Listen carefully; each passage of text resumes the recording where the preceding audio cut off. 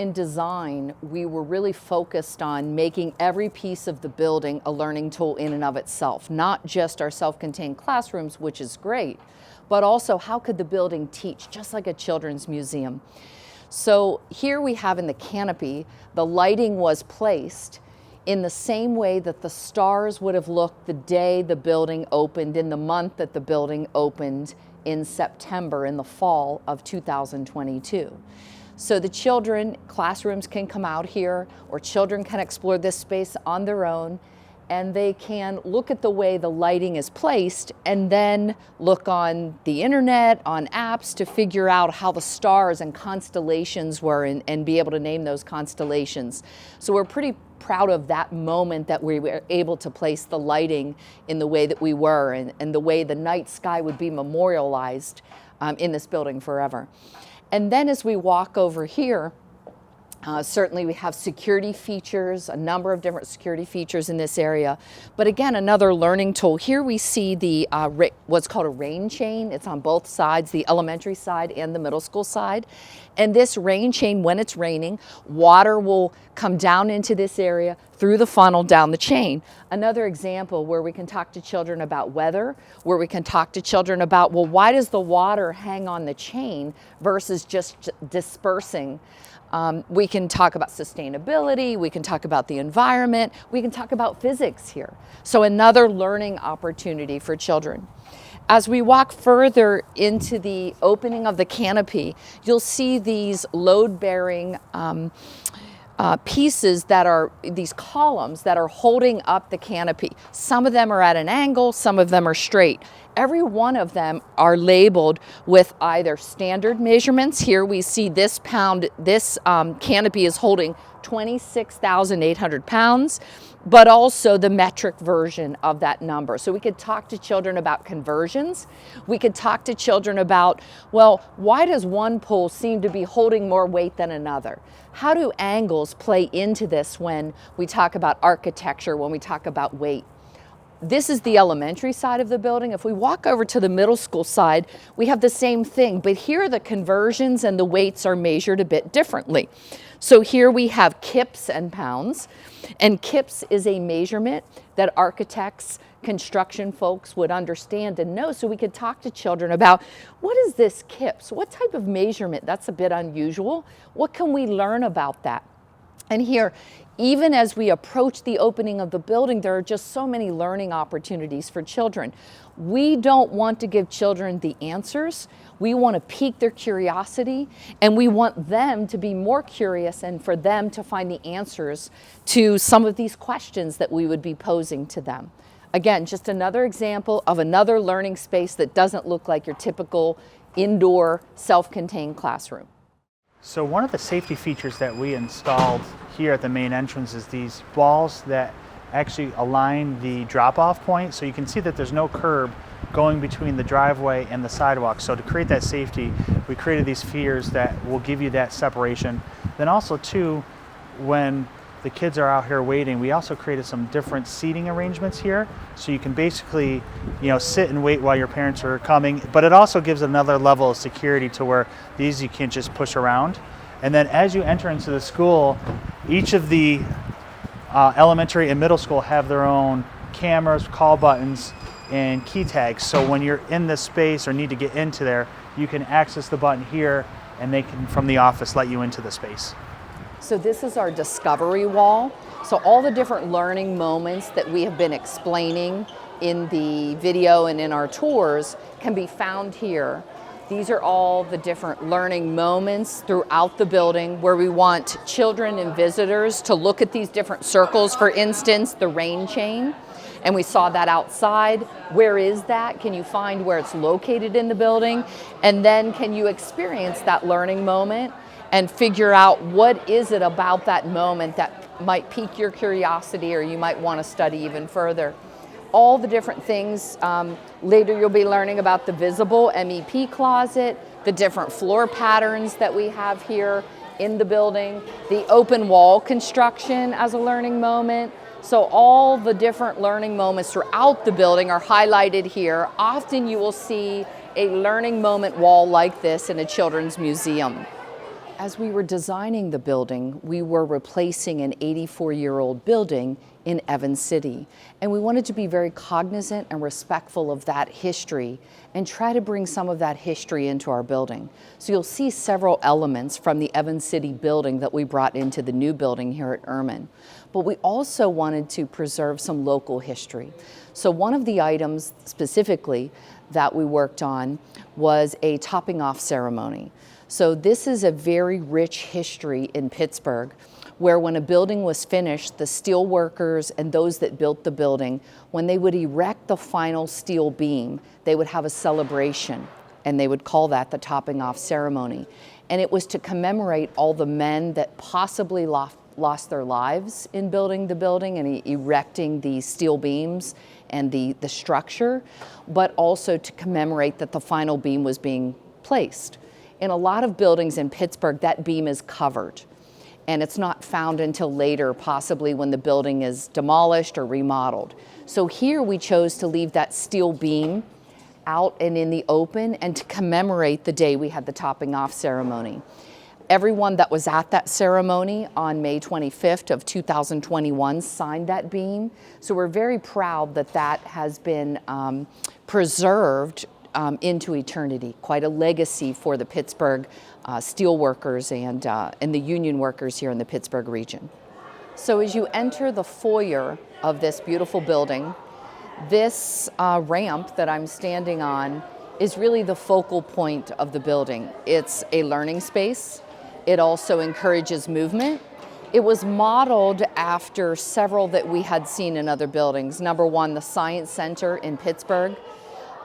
It was also modeled after a ramp in the Helsinki Library in Finland, which is more of a circular ramp. This is an oval ramp.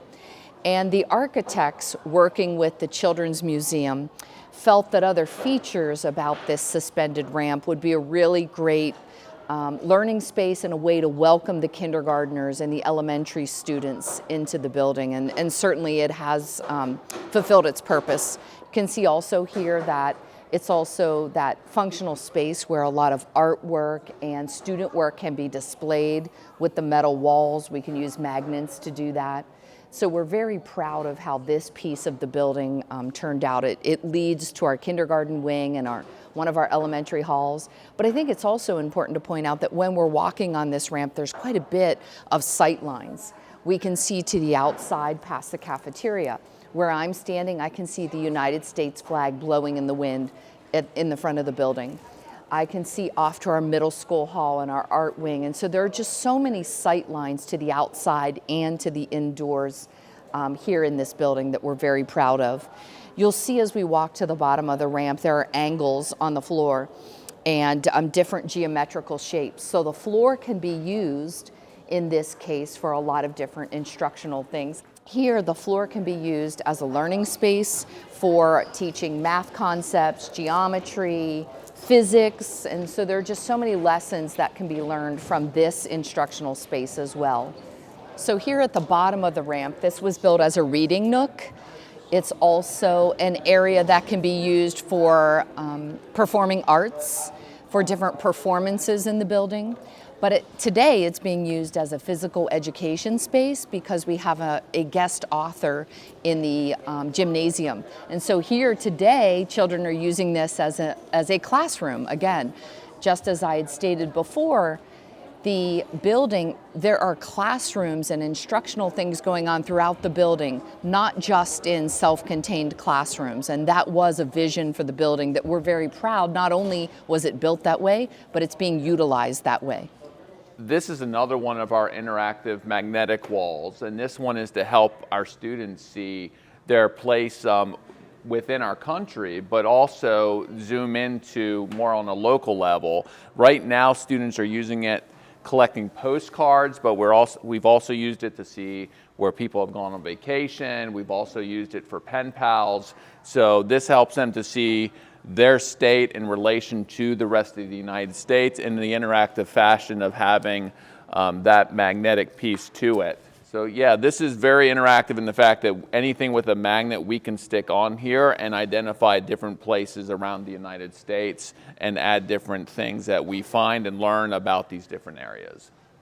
over here, we zoom in more to the map of Pennsylvania, which is again also magnetic, and it shows our county, Butler, in relation to the rest of the counties in Pennsylvania, but it also shows us in relation to Allegheny County and Pittsburgh, the major city in the region.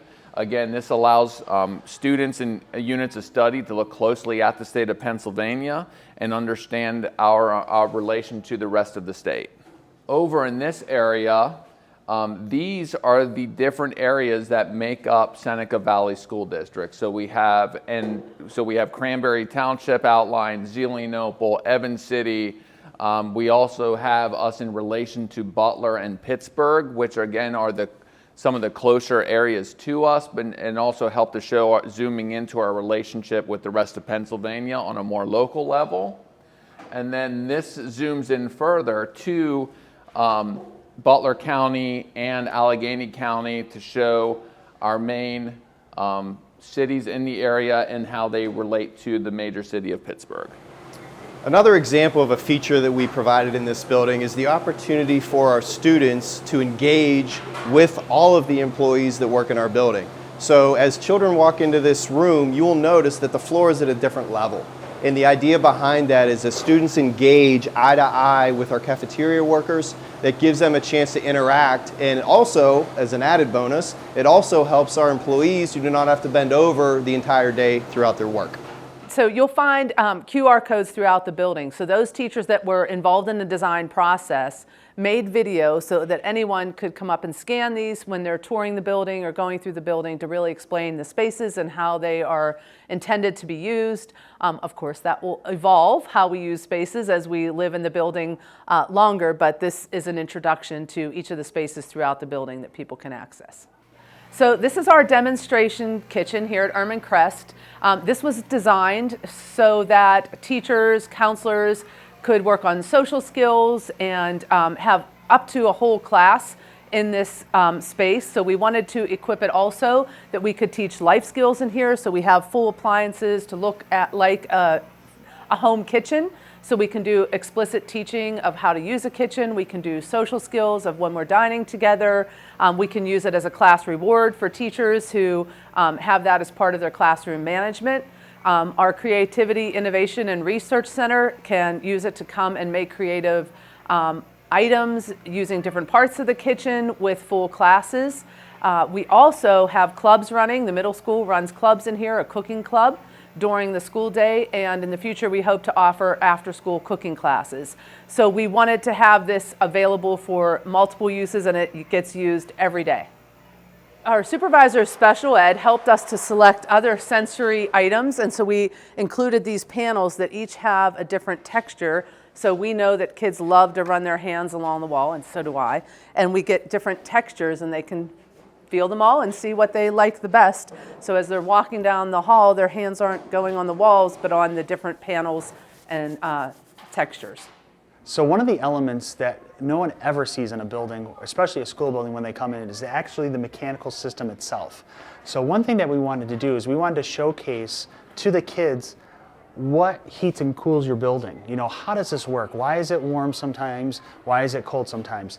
So basically, we did the reverse, like a see-through with some glass, so you can actually see what's going on in the space.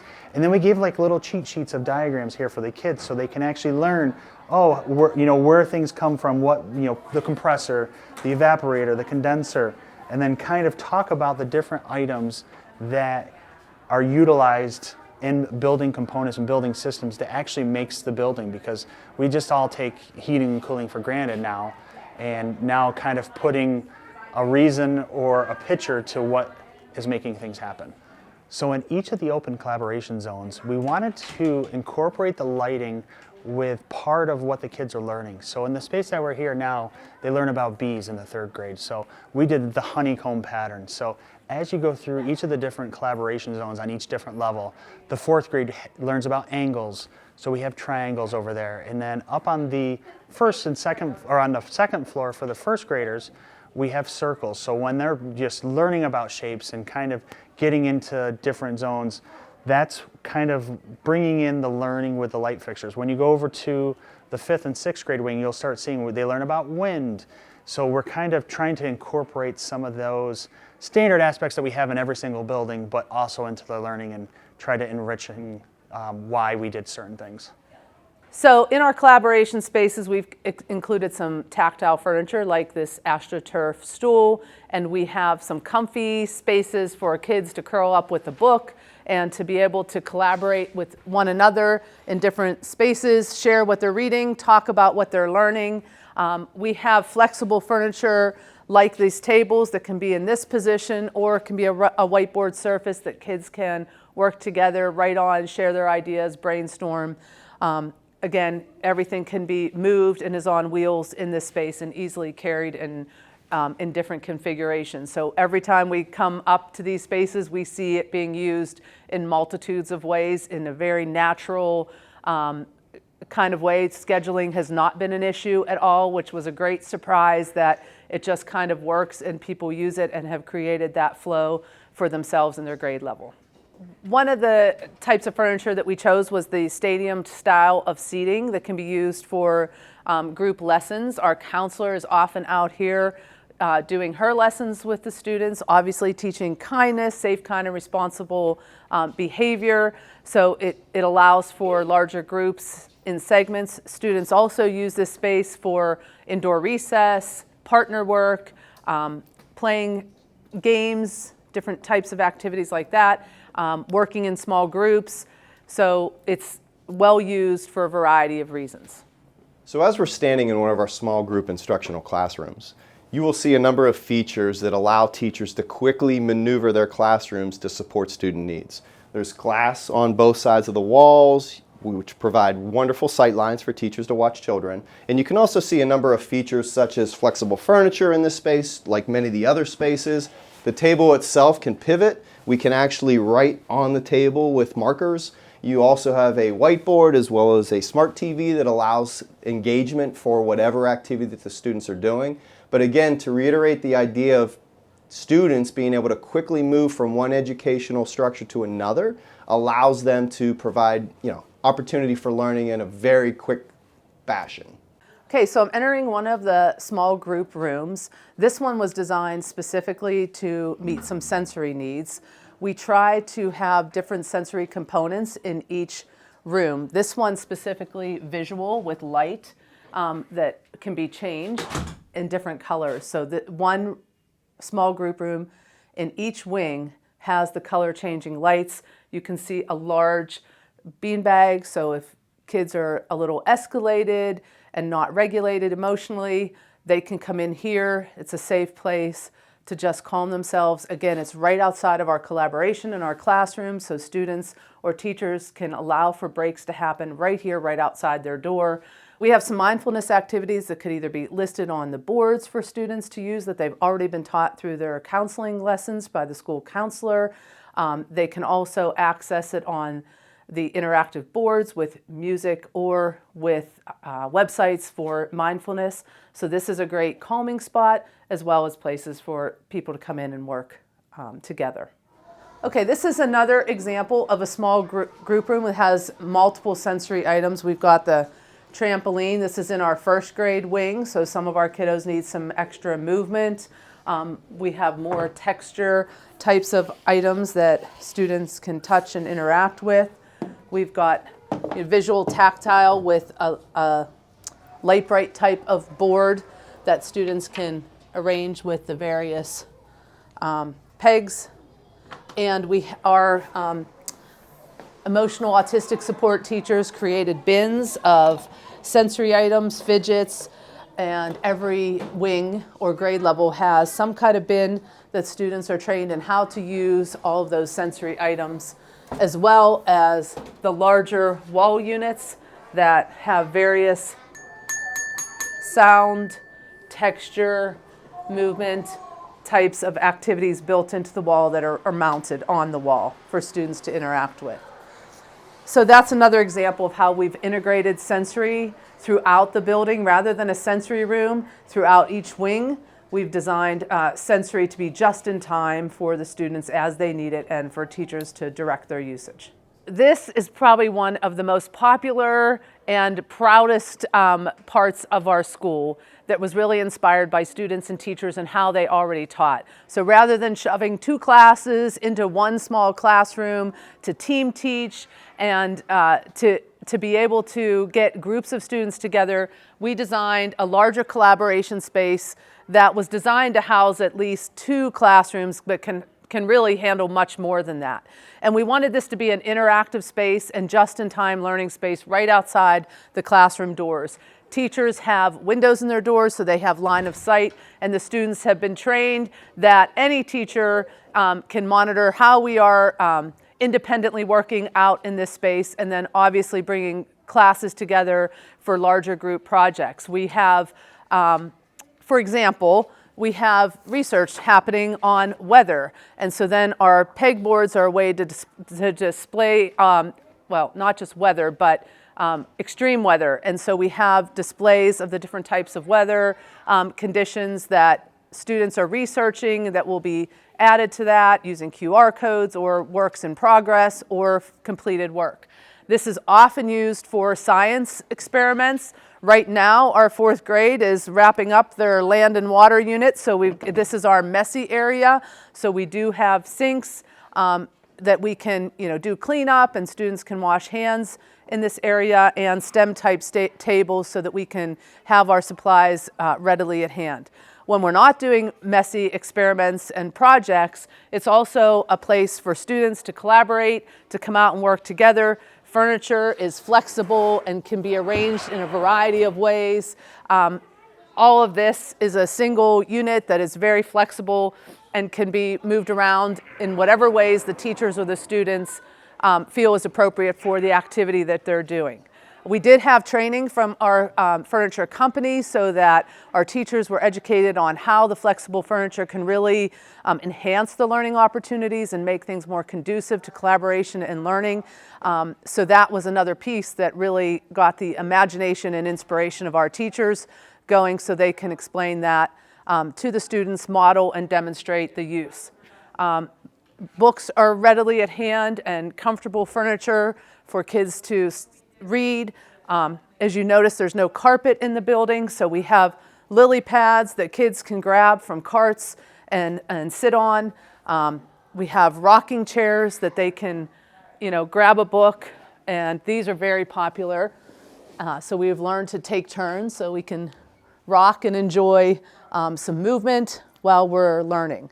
So this is, as students tell me, one of the favorite places in the school when we ask what they like about school. The collaboration space is often the #1 thing we hear about.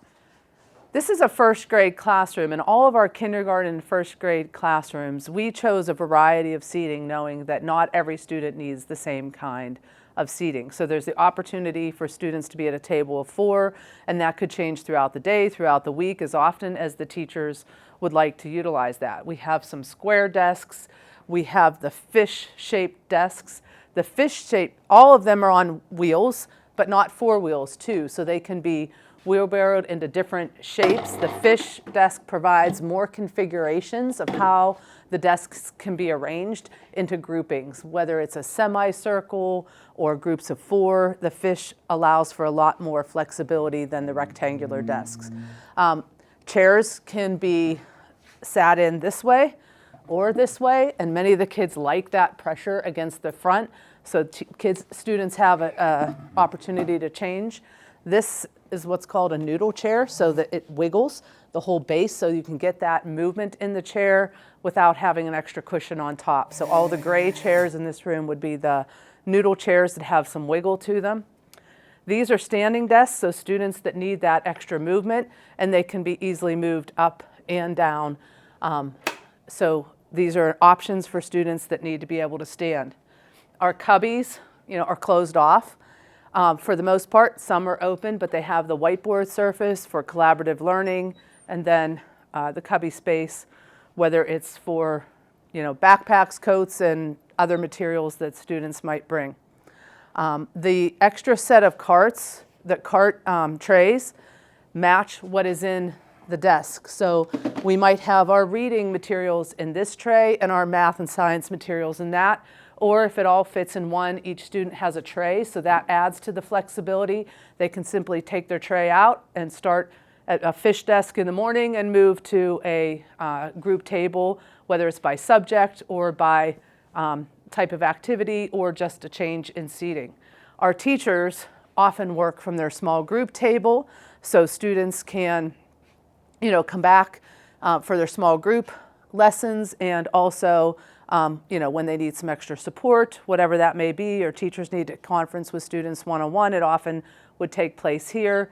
Teachers have a mobile podium, so they can be stationary with all wireless. A smart dock cam is often found here, so they can move around the room with their materials readily at hand. The soft seating can be used either at the table, or students could choose that they need a soft seat for a period of the day. It can be in a lot of different configurations and even provide movement by rocking. So this is a great option, and every classroom has this combination of different types of soft and hard seating and flexible seating. Our book carts are arranged based on how the teacher would like to utilize them, but again, everything is on wheels, so it can be taken wherever it needs to be taken. The teachers have found the book carts to be a great tool for independent book selection.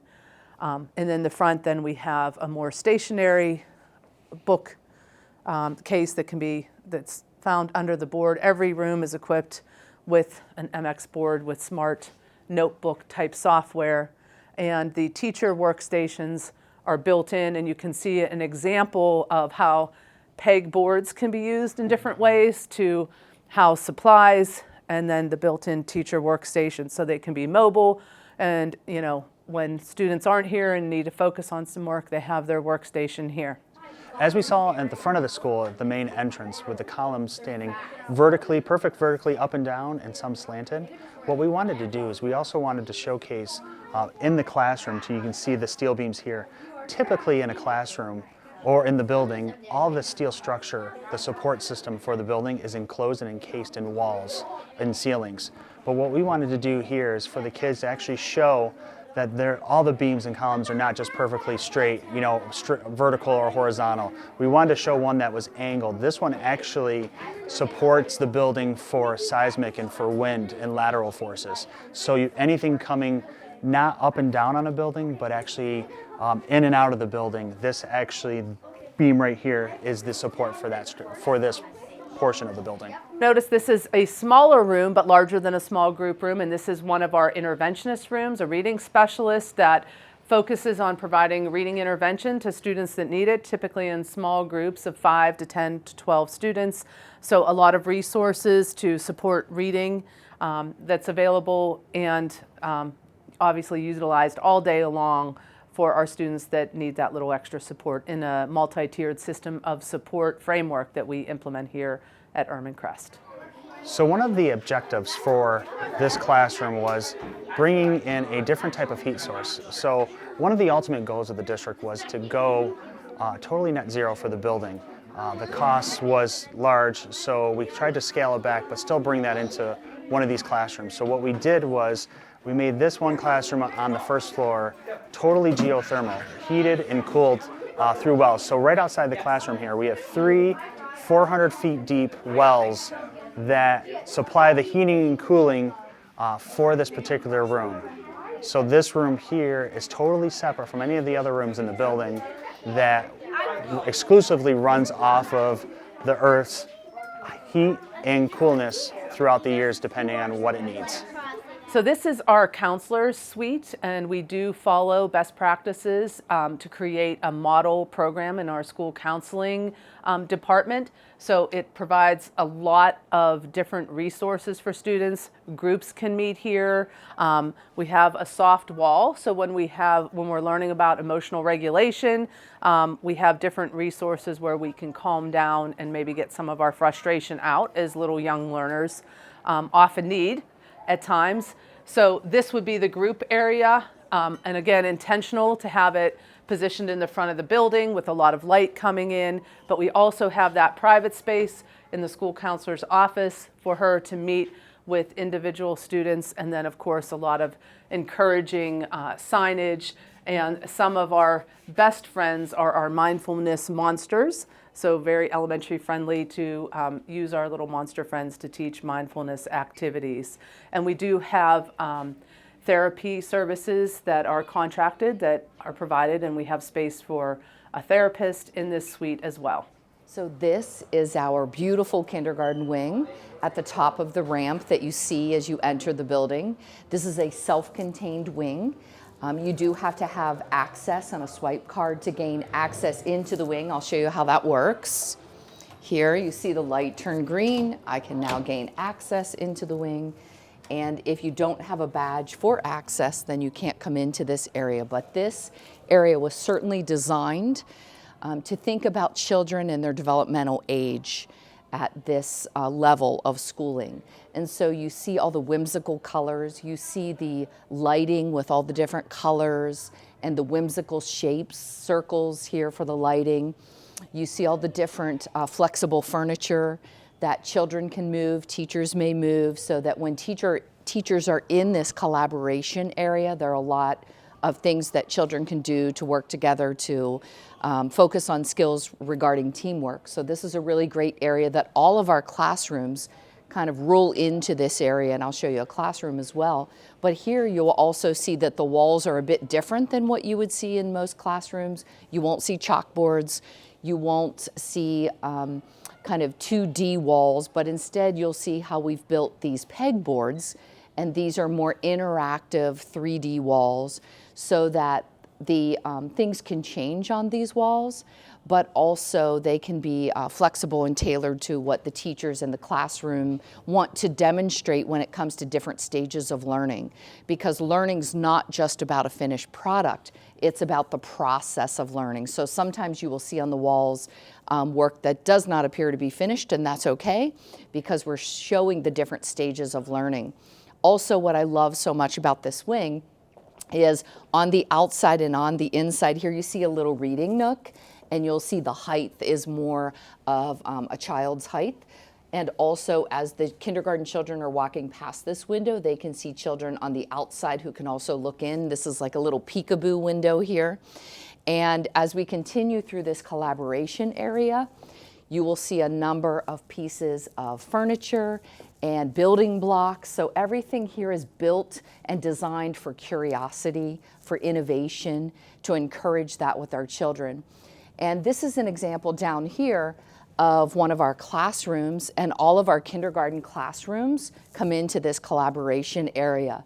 Another example of the flexible furniture that is placed in this wing, this is an example if we're doing group work out here or reading work, and I want all the children to sit on the floor, I grab one of these nifty little cushions. It's called a lily pad, is what we tell the children, and they know to grab one of their lily pads if we want them to sit in group work on the floor. But you'll also see in our classrooms a lot of interactive furniture and flexible furniture. So this is an example of in-time learning. So as the learning takes place, the furniture is complementing that type of learning.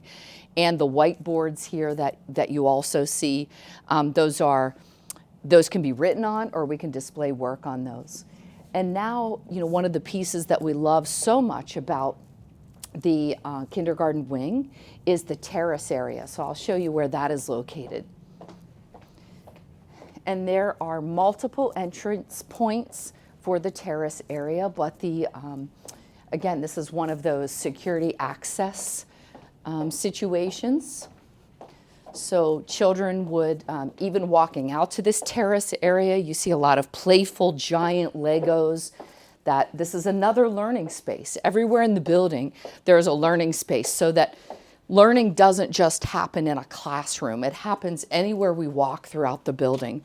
And in order for me to gain access to this outside terrace, I need to use my badge again.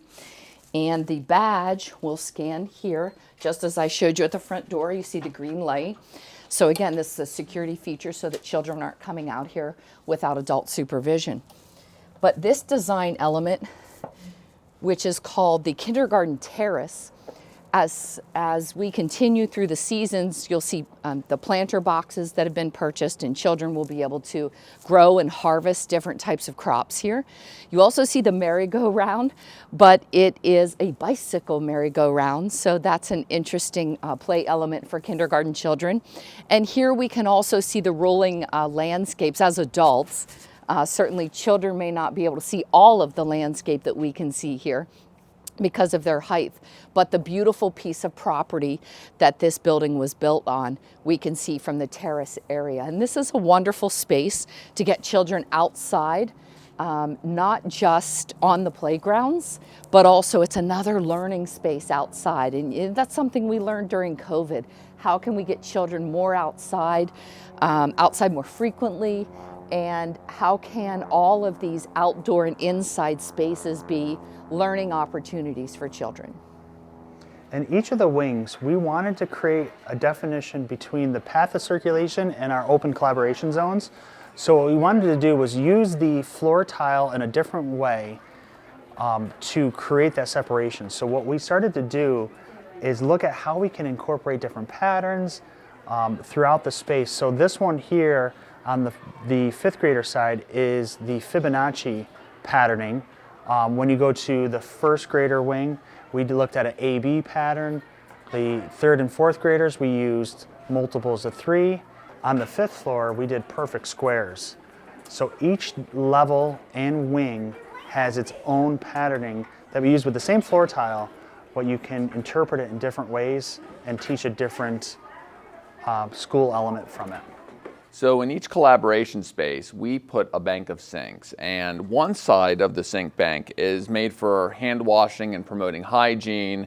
In addition to these, we also have a whole hand washing station on the way to the cafeteria so that students can continue to be mindful of their hygiene and washing hands.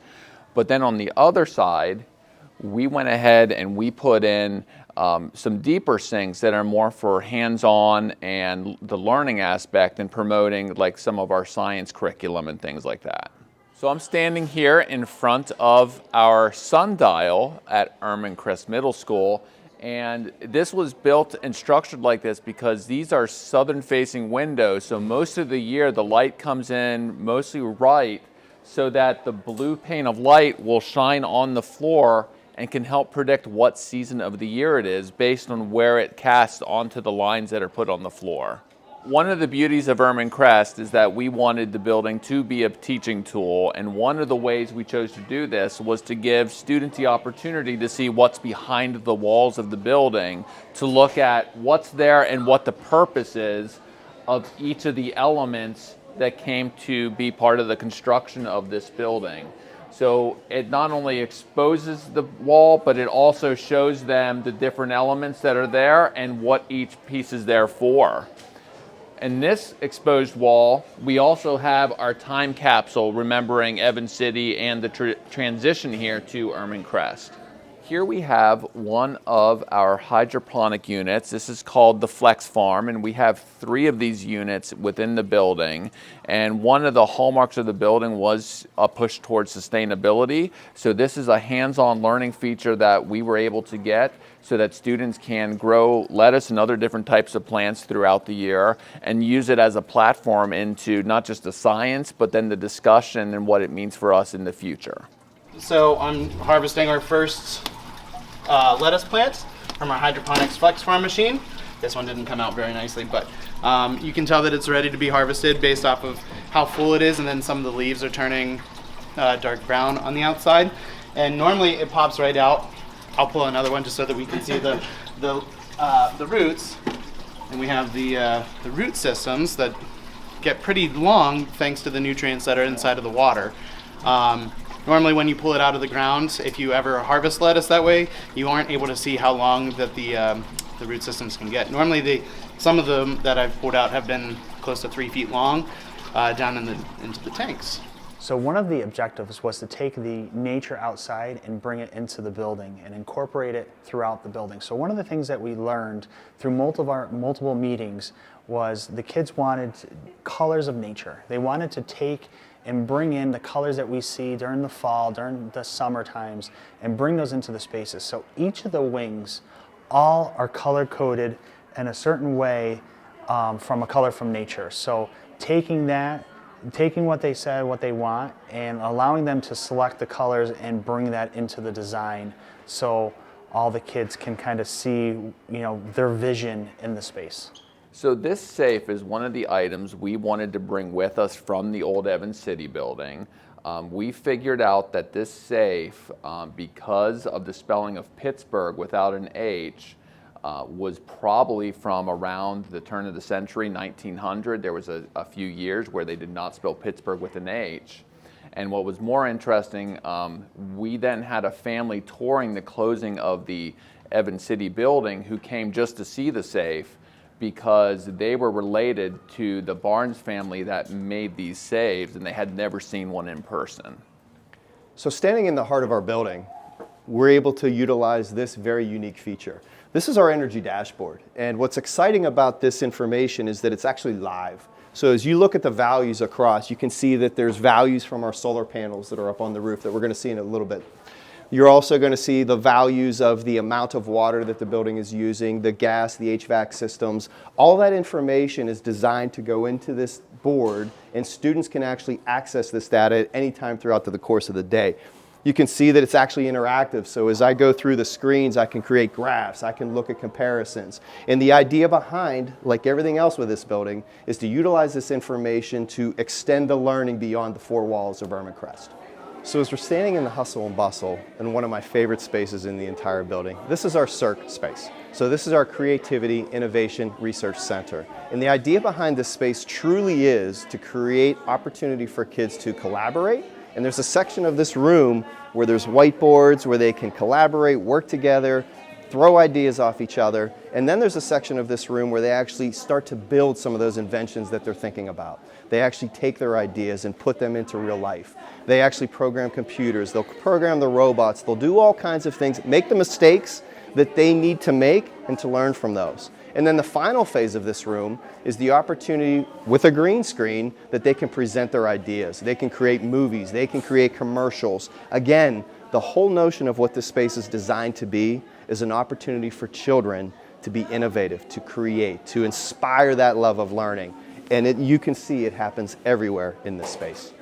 So as I mentioned previously, in our CIRC space, there's really three phases, and now we're standing in the third phase. So the idea of idea construction, where the kids are brainstorming, working in that one area, versus actually starting to build some of their models, starting to get in the weeds on looking at things, putting things together. And as you can see, it's not necessarily a neat space, and that's the whole idea. We want kids to be able to get messy. Learning is messy. Learning is not a clean process. And so the idea of where we're standing today is almost that final culmination. So as children create and they start to build, here's an area, you can see a green screen to the left of myself.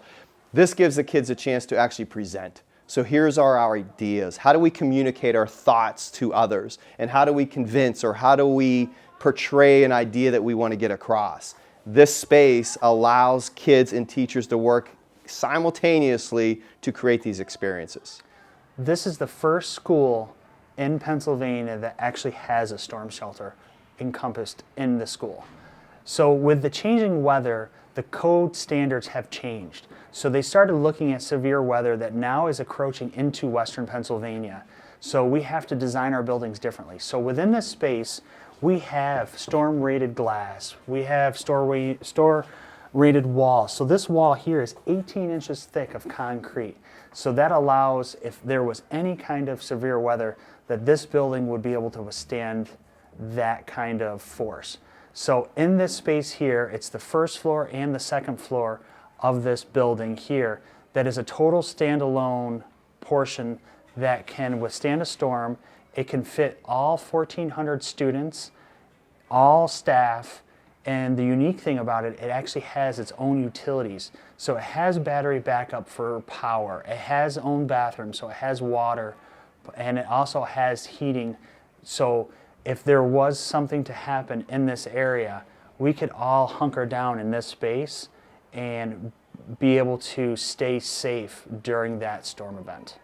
So in addition to the peg rail system, we have the peg boards where we can use a variety of magnets, hooks, shelving, And this is in the art wing, so we want to demonstrate a lot of student work in progress. We're not only celebrating end products, but we're celebrating the process of completing work and looking at various stages of art development or any kind of learning throughout the building. So the pegboards, again, provide us so much versatility in how we can display the students' work throughout their year. So as we're standing in the kiln room, one of the really neat components of this room is often a kiln is tucked away somewhere behind where people can't see it. As you can see behind the glass, students can actually see the kiln right here in front of them as the work is displayed on either side. And the idea that the work that is displayed is not necessarily the finished product. It is a work in progress. So the kids start with their creative ideas, put things in place, and the beauty of this is the work is displayed, they see it from beginning to end, and then we'll still display the work, but the idea of that notion of making mistakes and moving things forward, the idea of learning is a constant piece moving forward, this room is a perfect example of how this building speaks to the kind of learning that we'd like to see for the future. We're going to head out to one of our outdoor learning environments.